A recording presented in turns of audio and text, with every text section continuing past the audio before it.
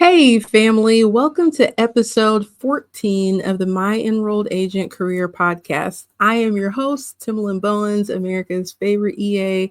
And in tonight's episode, I want to introduce you to someone who I actually just video met not too long ago myself. The reason that I wanted to ask this person, though, to be on the podcast is because I've been connected with them online for a while. And the internet's a great place until it's not, right? It's a great place for solo practitioners to connect and learn from each other, bounce ideas off each other. But I don't know why you all will have to tell me, for some reason, enrolled agents, tax professionals, accountants, there's this like reputation we have for being stuffy, not being cool, and what have you. So when I see people with personality that you're able to see through words online, I typically like to connect with them. So this person, they kept showing up on my feed to the point that I thought we were connected, but then I realized it was just all the other cool kids in my online network that were connected with this person. So I wanted to reach out as well. Now, one of the things that caught my attention was something that they often said, and I had to go look up. I think it was maybe the disclaimer was in the post. Maybe I had to actually go look at his page, but it said RBF. Now, if you're watching this podcast, I'm just going to assume that you know what you're old enough to know what RBF stands for, right? So I was like, we already have this like persona where people think we're a certain way. So I'm intrigued like what this means. And you guys, I was wrong. It was resting business face. But this guest is someone that if you need a good accounting laugh, you like a good accounting tax joke throughout the day, that I believe that you should follow. And I've invited him here to share part of his story with us here today. So without further ado, please welcome my guest, Michael Eckstein, EA. Hey, thanks for having me. Hey, Michael, thanks for joining me on tonight. I know I said this to you off camera, but I really appreciate you being here with me because like we only know each other from the Yeah. online space, and unfortunately sometimes the online space can be kind of scammy. So Yeah, for sure. I'm glad I checked out. I promise I'm not a scammy person. So I appreciate you taking a chance on me. Yeah, of course. So the first question I ask all my guests when they join me on the podcast is, how did you find out about the EA license and what made you decide to sit for the exam? Um, I don't remember exactly how I found the EA license. What I do remember is I have an accounting degree from college, right? My dad is a CPA, and while I was in college, he was like, "Oh, you don't need a CPA. I don't use any of the powers mine have given me. You don't need it." Right? So he doesn't provide assurance work, and he hates tax representation work, right? Oh, Doesn't do wow. either. Right? He hates it. If he has ever written a letter to the IRS, I wrote the letter. Um, but no, so he never used it. And in a very matter of fact way, he was like, well, you don't need it then. And then I graduated, I started working for him, and I wanted to learn more. And I realized the right to represent is kind of nifty. Even if I don't go Hmm. fully down the representation, trail, it is nice to be able to call the IRS from time to time, or pull transcripts or this or that. And I wasn't going back to school to take an auditing class, which I never took because he was like, you don't have to be a CPA. I never took it. Now I can't even sit for the exam without going back to college. And I was like, let me Dang check it, this Dad. EA thing. Yeah. Right. Classic. Although I think in the long run, he was right because now there's a lot of conversation about whether or not people should keep the CPA and Hmm. how some people complain that if they pull reports, it's technically a compilation and they have to add a disclosure. The mega firms are telling people to remove it from their signatures. I don't know. So maybe he was right. But either Yeah. way, I took the EA. I think I must have found it a few years after I graduated. And I don't know. I just bought the study guide. I was like, because I think part of it was also the investment aspect of it. Like, it is easier to get into the EA. All I had to Mhm. do was buy the study guide, and the test fees were relatively affordable. And I was like, worst case, I fail, or I totally screw this up, and it's like whatever. As opposed to the CPA, which is a way bigger commitment. And my dad still had a point. I didn't need to provide assurance work, So this gave me what I needed without all the headache of the CPA, you know.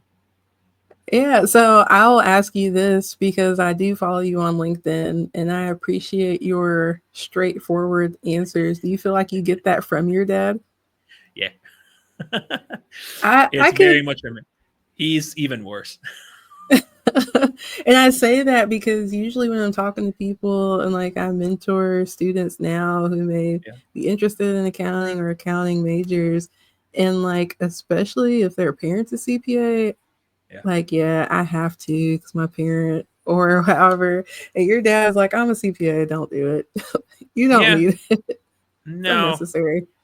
I mean, for him, I think both him and I have a different view of the accounting profession than what most Hmm. people do. Like, I never worked at the big firms, so I don't have the big firm pedigree. And I think part of why I am so straightforward is because I never had the partner telling me to stop. You know what I mean? It's always Gotcha. been my Yeah. dad, right? And he's way more straightforward than I am. So it's never been like a problem to him. And for him, like, he got into the CPA because it was a good career and not because he had some sort of, I don't know, higher love for it. Because sometimes you bump into people, CPAs, EAs, accountants, everyone, and they talk about accounting like, I don't know, they're changed. Like, I don't mean to shit talk the profession this early in the episode, but we're changing the world. We're counting pennies. The scientists are changing the world. The engineers are changing the world. I'm doing math all day. You know what I mean? Yeah. And so for him, I don't think he had the same attachment to the CPA that some people do. For him, it was purely like makes money. Out of necessity, yeah. So I Yeah. was in college in 2008, and it was definitely like I went in and wanted to be an accounting major because like I'm that nerd I knew in Mm-hmm. high school. Didn't think Mm-hmm. I wanted to do taxes because I thought they were super nerdy. Look at me now. Mm-hmm. But at that time, the professors and stuff were like, no, you need to do accounting because it's job security. And I know people that I Yes. graduated with that were like, I hate this. And then they Yeah. still ended up going back to school. So that's pretty awesome that your dad saved you some money there too and time. Yeah. So with him being a CPA firm owner, you out of college went to work with him. Mm-hmm. Did you ever work in any other firm after No. that, or did you work for him? Worked for him, then kind of started my own slowly on the side with his permission. He Uh-huh. was like fully aware. In his straightforwardness, he was like, "You can take clients. I just want to hear nothing about them." And like to this day, he doesn't know any of my clients. Maybe like three of them he knows by nickname. Um, but no, never worked for another firm. That's Yeah, cool. That's funny. I don't want to hear about any of them. So even yeah, no. though you're independent of him, is he yet working? Like, do you guys still share like office, anything like that? So when I am on Long Island, we share an office. There's like a little office Okay. suite, and I guess that's still my business address. All the mail goes there. I do some of his more boring work that he doesn't want to do. So some of that is writing IRS letters. Some of that is write-ups and stuff. You know, but beyond that, he doesn't really know much about my firm. Mm-hmm. He actually only just started following me on LinkedIn like 3 months ago, not even 2 months ago. I've been posting for 4 or 5 years. Telling him about it 3 months ago, he finally started. I was like, all right, Well, that's him. so with that, and a lot of people like I get it. There's like a love hate thing with Yeah. LinkedIn, right? When you started getting your own clients, building your own business, how did you, I guess, create a name and lane for yourself? Mhm. So when I first started taking clients on the side, I tried two things. I tried local networking, BNIs, networking events, that sort of thing. and it is not my speed. I tried for like a year or two, and it's just not me. Like I do I network with people. Yeah, sorry. No, you're fine. I held myself just in case you're going to say I did BNI and it was wonderful because I was almost about to say I hate BNI. Oh, fuck BNI. It's the goddamn worst. Anyway, I'll say it. I don't care if people at home will love BNI. Fuck BNI. You know, you're paying to show up like at 7 in the morning to eat breakfast and drink shitty coffee with like a life insurance salesman, and or whatever even worse thing no one cares about. And yeah, wow, that's a great product. No, I'm too straightforward for that. Yeah. I 7 in the morning with bad coffee. I cannot pretend to care about your career. You know, and maybe that's a mean thing to say, but it's my truth, right? I hate BNI and networking Yeah. events, and I think part of it was my bad. I think at the time I didn't understand the importance of continuing the relationships outside the meetings and really trying to make an effort to like get to know people, get coffees and stuff like that. But so I tried that. That was all right. And if you're good at that, more power to you. Like there's a lot Hmm. of like shit talking on the internet about networking and referrals, but like accounting firms have been built on that for like hundreds of years.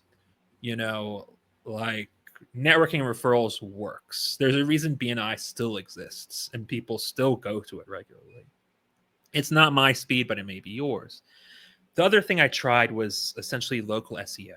And I don't know if you can really do this the same way as it used to now that AI is kind of running rampant and who knows what will happen with SEO.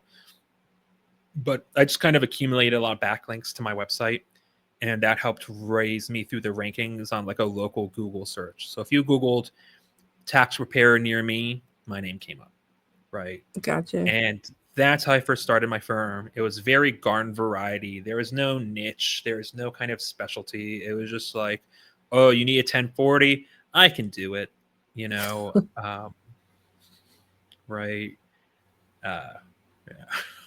So you said when you're on Long Island, Yeah. are you still in that area? How far away are you now?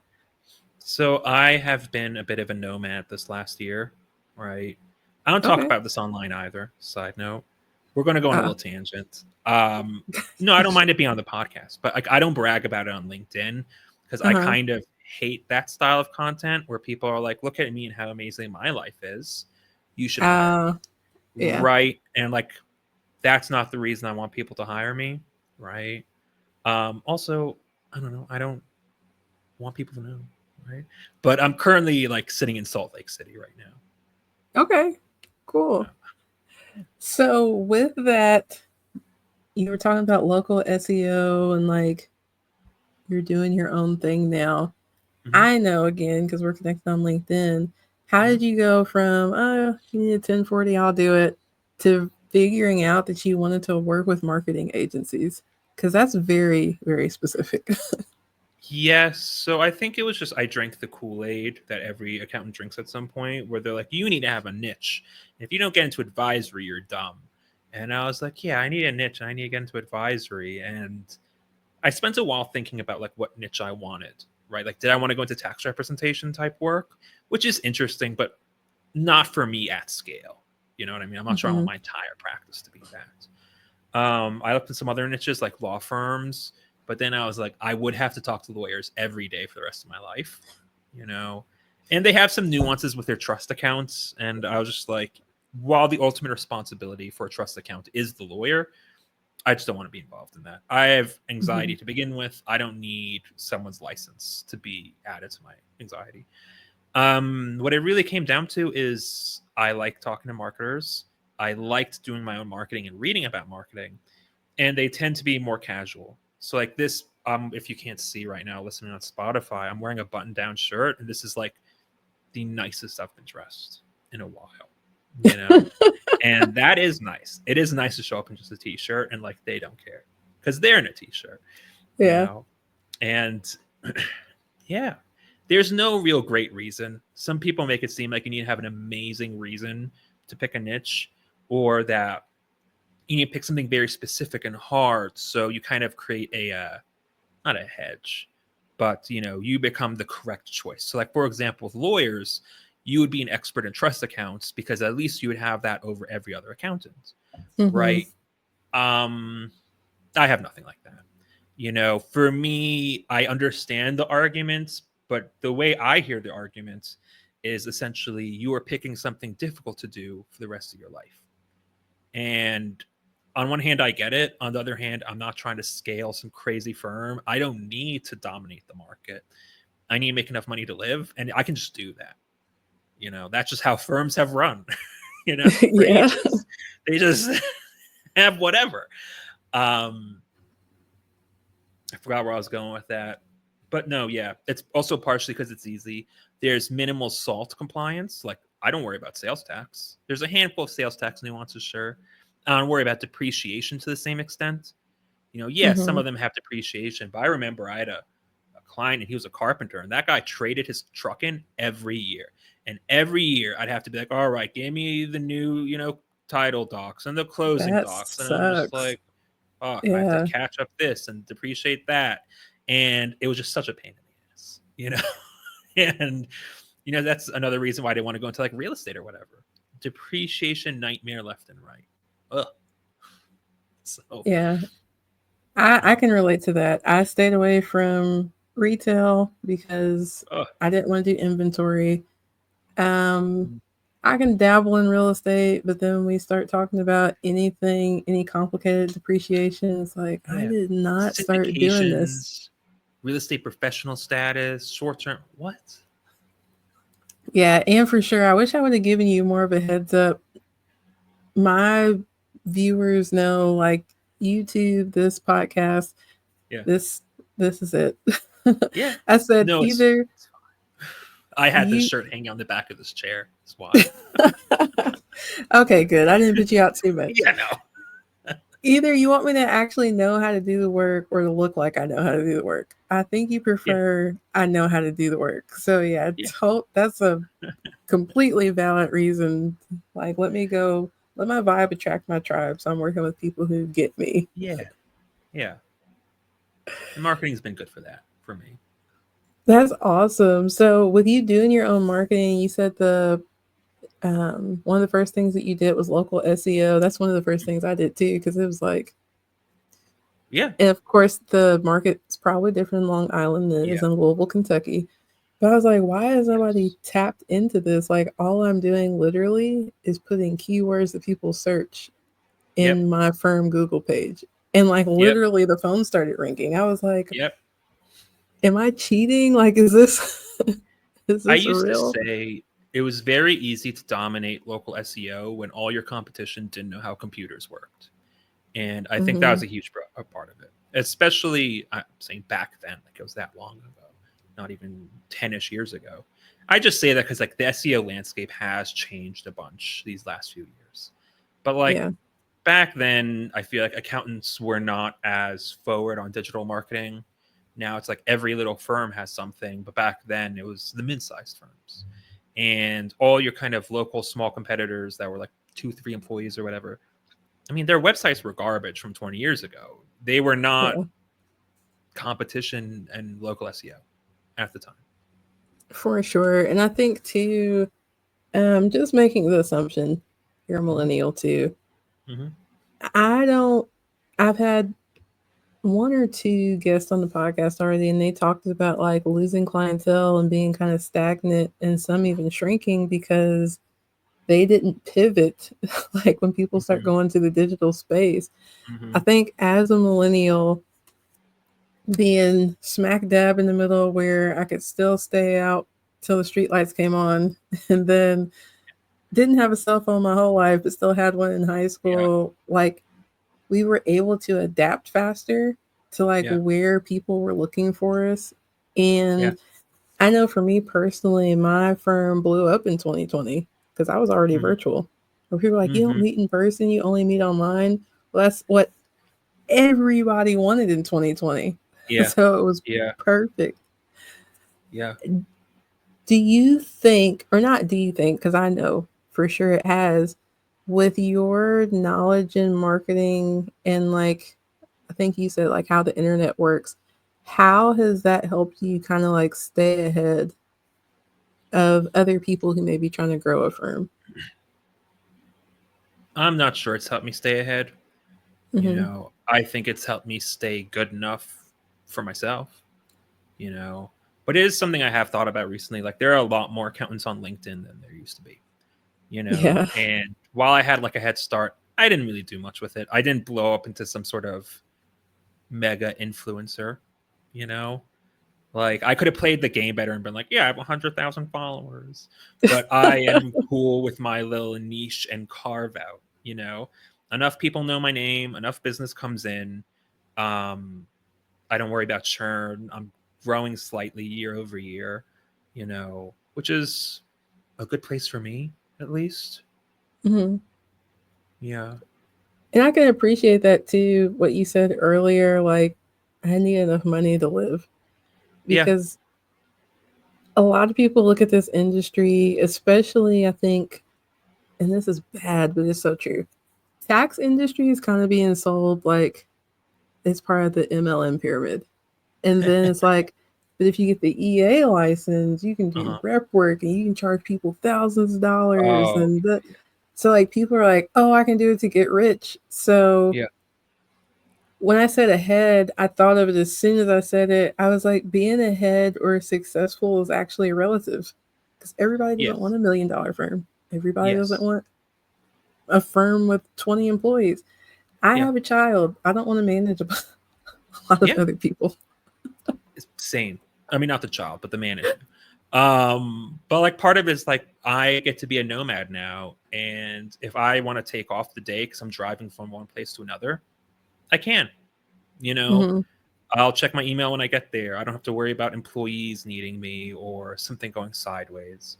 I have to worry about finding the talent because, like, at least I think, and I haven't looked that hard, I guess. My thing with taxes, I think if someone is qualified enough that I want to hire them, there's also the risk they would leave and go out on their own. Yeah. And maybe some people they don't want that. They don't want to have to fight for their client or not fight for clients, but like win business. They don't want to interface with people too much. And that's great, but like I don't know. I think a lot of people could just go out on their own. Yeah. But I think it probably mindset, and then Mhm. some people are fine and content being an Yeah, employee. And if that's your speed, that's cool too. yeah. So with you having the ability to be a nomad, and I totally, because Hmm. not so much on LinkedIn, there's a person on Instagram and Facebook that pops up in ads that almost does the kind of marketing you're talking about. Like, you see my Hmm. car and I can work from anywhere, hire me. Yeah, So yeah, yeah. it is cool, and congratulations to you for being able to do that. Yeah. If you don't mind, and you don't have to go into detail, like Hmm. the specific software, how you have it set up, Hmm. how did you, I guess, like transition your tech stack so that you would be able to be a nomad? I think my tech stack was essentially ready to begin with. Like Okay. I wouldn't say I was an early adopter of the portal, but I was using a online portal before the pandemic hit, just Mm-hmm. because it makes your life easier. Like my dad So is an much. old school analog CPA. People mail him shit and he mails it back. He has a filing cabinet. And I was just like, this is so much. This is so much. And I was trying to tell him, I was like, the amount you spend on postage sending files back, you could pay for a portal and save money and not go to the post office and not have to assemble it. And like a whole bunch of things. But I was essentially ready. Everything was, if I was using accounting software, it's QBO or Zero. Um, I had a portal set up. I was very kind of, I want to say tech forward, but like I had already preferred Zoom. And I think Mm, the pandemic super normalized that and pushed a lot yeah. of people into being okay with the internet. Um, the only software I have stored locally is my tax software, and that's Drake software. I did think about getting the hosting for it, but I was just like, why? You know? Um, I have it local. I have all the files backed up. So if something did happen to this particular computer, I'm not like blown out of the water by that. Yeah. Right. And yeah, I think a very large part of me being able to nomad is not being in that phase where I have the first few employees. I'm trying to figure all that out. Yeah, for sure. Because again, you have to manage people from afar, Mm-hmm. and Mm-hmm.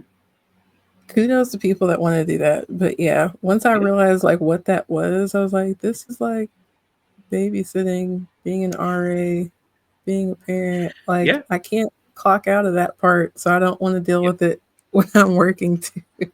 Yeah. Yeah. Some people are good at it. Some people love it. I realized I don't want to scale to 10, 20 employees. And I think having just one or two tax people would just be a management headache, you know. Hmm. And the additional money for the additional work may not be worth it, at least in my position. Yeah, for you, Mhm. um, and I was at a bigger practice than solo, but I've tried to like explain this part to people. So for you, growing up, seeing your dad working as a CPA, working with your dad, seeing him do the traditional, like they're going to drop stuff off, I'm going to put it in. How difficult was it for you to replace those things virtually? So for me, I tell people the story. Um, I don't even hear people talk about them now, but it was a few years ago. Everybody was like, you need an OBM. You need an OBM, Mm, OBM. It's like an online business manager. And I was mm, like, where does that fit? So, like in the mm. practice I was in, I was like, oh, an OBM was this employee. Yeah. And I Hmm. think sometimes people don't realize, like, no, like I have to keep their paper and I have to keep it backed up in the file. And it's like, no, that's Hmm. the portal. So Yes. was it easy for you to make that, okay, this is a physical location, Hmm. this is the virtual equivalent of that? Yes. I think Hmm. mainly because I didn't have enough years doing it the old way to kind of really fall into that rhythm. So like my dad's been doing it Me the old too. way for like 30 plus years. And I get why he doesn't want to change because you're doing Hmm. it one way 30 years. Why are you going to learn a new way, especially near his retirement, you know? For me, I just realized that sucks. Meeting clients in person sucks. It's not that meeting people in person is a problem. The problem is if misses a Zoom, yeah, it jacks up my workflow and I miss the 10, 15 minutes where I was prepping for the call right beforehand, getting on it, not doing work, whatever. I feel like when someone no showed an in person appointment, I wasted way more time. You Yeah, for know, sure. you can't really jump back to work because whatever happens if they show up half an hour late, 45 minutes late? Now they're in your office and you got to be like, what are you doing here? Plus the, accepting things, keeping track of all the paper, mailing it back, scanning copies if you wanted to maintain your own copy of all the, supporting docs, was just a pain. All of it was a pain. I don't remember how I found that portals were a thing.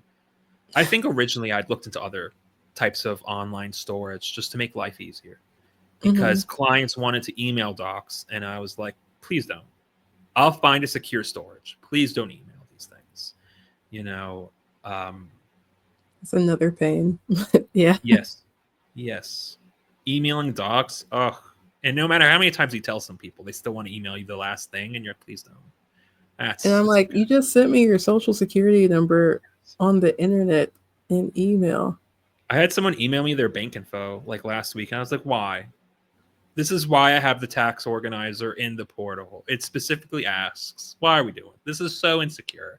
Like, I'm trying my hardest out here. Like, I use secure email. And I try and be safe. But at the end of the day, the portal is more secure, you know? Um, whatever. Thankfully, I've had a very high portal uptake. I know some firms struggle with where their clients don't want to use the portal. Hmm. Um, and a lot of people use this excuse that like their clients are old, but like I have plenty of old clients that are fully capable of using the portal, like Yeah. totally.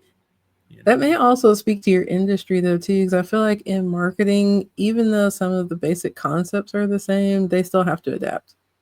So it's like, yes, that too. But I'm also talking some of the older 1040 clients. Like I don't know, I have a handful of clients that are from before I niched down and I kind of kept clients. they're in their 80s and they have no problem with the portal. So I don't think it's fair to say that about old people across the board. Not that you said that, Yeah. but people do Yeah. say that. And it's like a weird kind of take, when they're like, oh yeah, these boomers. I'm like, so what about this 80-year-old client I'm working with? Like, how are they doing it if all boomers can't? Like, it just doesn't make sense, Yeah. I had to tell my mom, um I have clients older than you and they use the portal, mom. So yeah. go ahead and upload your stuff, fill out the organizer for me. Thank you. Some of it I think is a resistance to it, but like especially now, like the portals are much smoother than they used to be, and they keep getting better. Hopefully, some of the new startups are even better than what we're dealing with now. But Hmm. I don't know. I can't imagine clients who want to go find their checkbook and mail me a check as opposed to paying online. Yeah. No. Just, And I don't want to go cash it either. I just want to see when it goes in, when they pay the yeah, invoice. yeah. I want to get the notification on my phone that so and so paid. I'm like, hell yeah. So, how did you come up with resting business face? So it was a bit of an evolution. Like I said, I kind of drank the Kool-Aid on it. My original firm name, actually the original, now was Michael Eckstein Tax Services. Because originally I wanted to name it Eckstein Tax Services, and my dad was like, maybe my clients will confuse them and think that Eckstein Tax Services is me. And I was like, all right. So I That's started with fair. Michael Eckstein Tax Services, and then I was like, this name sucks. So I went to Eckstein Tax Services. And now, all these years later, I'm resting business face, and his clients will still send me emails when he doesn't pick up the phone. So it turned out it never mattered whatsoever, right? But as I was drinking the Kool-Aid on it, I was like, Eckstein Tax Services is a tax firm, right? And I was like, I want to do more advisory type stuff. So I switched to Eckstein Advisory for a while, Hmm. and that name doesn't, I think, hit the same way Eckstein Tax Services does. I think it's not as good. Maybe there's a clever EA in there, Eckstein Advisory, but I Uh, didn't love it. And then one day, Resting Business Face came to me, and I was like, that's perfect. Because I can have a bit of a resting bitch face if I'm not careful about it. I've learned over the years. Um, I gotta smile more, right? So I went. The name was still available. Like I didn't even have to buy from anyone. I just spent the normal $10 on the domain. I was like, "That's it. That's a nice. sign. We're changing the name." Right? You would think Resting Business Face would have been bought years ago, but no, it was all me. Um, I forgot how we got here, but yeah, no, that's the name now. It's just Resting Business Face. Although sometimes I do think about going back to Eckstein Tax Services because I don't know. I think it was a good name, and I think part of me, this is how women feel like when they get married and they take their husband's name. I feel like I've given up the Eckstein in my name. I was an Eckstein and I gave that up. All right, I want my maiden tax firm name back. Is the point I think I'm making. You can do both. Yeah, I Resting Eckstein always, face. I don't think I ever reached out and asked you that, but that definitely caught my attention. And I actually thought it was more of a slogan than your actual name. Yes. Yes. I think it would make a better slogan, but once I saw the domain, I was like, that's too good. We're just changing. I It is a marketing thing. Yeah. It's a good name. It's a memorable name. People usually get a chuckle out of it. Part of it was I thought it would be easier to if I had to say it on the phone because I have to spell Eckstein. No one knows how to spell it. And I figured resting Uh, business face people would get, but they don't. Every time I have to be like, it's like resting bitch face, but business. It's a joke. Every time. and then they're like, oh. Like, ah. Well, Michael, I appreciate you in your real life journey, stopping Yeah. by to share about your EA journey. Yeah. I do have one last question for you. Yeah. If there was anything in your journey to becoming an EA, even up till now, that you could change, what would that one thing be? Um, I think it's, I guess, two things. If I was sure I was staying in tax, I would have just jumped into the EA sooner. It's relatively simple. Like I just studied, I literally bought this study guide and read it from cover to cover and took the tests. You know, I will add a caveat if you're listening: buy a modern study guide. Don't buy a used one because tax laws are literally a week ago they changed as we record this. Right, OB3 was a week ago. I probably would have tried that sooner and start studying that. You know, you learn a lot along the way. There's still so much more to learn, but I did learn a lot studying for it. And then the second thing, try and find my part of the accounting community, right? Hmm. For me, it was not the local in-person accounting community. Not that they're bad people. I think it's just I didn't want to be there at 7 a.m. drinking the bad coffee. Yeah. Um, right. Um, Plus, I think one of the issues with local accounting groups is sometimes they are pitched as a networking group in a way to get business, but realistically, unless you're ultra specialized, no accounting firm is referring business to another accounting firm. Yeah. Unless it's like, say, representation type work, and they're like, we don't do offers. You know, we are going to send that out to someone, or you'd provide I guess EAs would do assurance, but you know, you specialize in law firms or something. But for something like me, that's fairly garden variety and anyone can do it, no one's sending me that business. You know, but as a means to go and make friends in the industry, and especially if you're solo, kind of bounce ideas off people and learn through them in a way. They've seen this situation you haven't seen. You know, they can give you a hand. You're like, you give them a call. You're like, hey, can you help me out with this? Right. And that's nice. Mm-hmm. Yeah, having that community for sure is Mm-hmm. game changer. Mm-hmm. Like I said, I'm not a friend of BNI either. Yeah. There's all It, sorts of communities, and you don't have to be like yeah. active in the community. Like people also like talk down on like lurkers on the internet. It's like, lurk, you don't owe posting to anyone. What? Yeah. Fuck, And to dude. let it happen organically. I think that's what my Yeah. beef with BNI is. And I'm going to leave it alone after that. It's like Yeah. what should happen organically, like they're forcing to happen. Like, okay, Mm-hmm. Timalyn Michael works with marketing agencies. You have to refer everybody that you Yes. know as a market. And I'm like, what if I don't want to? Like, Yes. What if I don't think they're qualified? What if I already have a referral partner? You know, yeah. like I think we're trying to wrap this up, and now I have to go on a tangent. That's like with financial advisors. I already have my referral partners there. The financial Yeah. advisors I send clients to, they are all at this point friends. The nice thing about it is that I can call them direct and be like, "What the fuck you say to my client?" You know, and like that's really nice. I think in the whole referral relationship. It's like if I go to BNI and there's an advisor there, I already have my people. I'm Yeah. not going to send them any work. I'm Just not. just not. It's just, although it works for some people, you Yeah. know. So, well, I, yeah, feel like the people in Facebook groups right now that like Yes, bash everybody Facebook that groups doesn't work for think some like people too. if BNI is your thing, you go to BNI. Me and Michael don't like BNI, so we'll Yeah, just speak for yeah. us. There's a lot of groupthink in the accounting space where we all have to do it the exact same way. But at the end of the day, the only person that makes the rules is the IRS or Congress, if you want to get technical. But the IRS, and everything else is fair play. Yeah, so I will say follow up on something you mentioned earlier when you were saying tax Yep. law changes every year. Get a Mm-hmm. new EA study guide. For the Mm-hmm. people listening who have not passed the exam yet, you have until February 28th of next year. Yeah.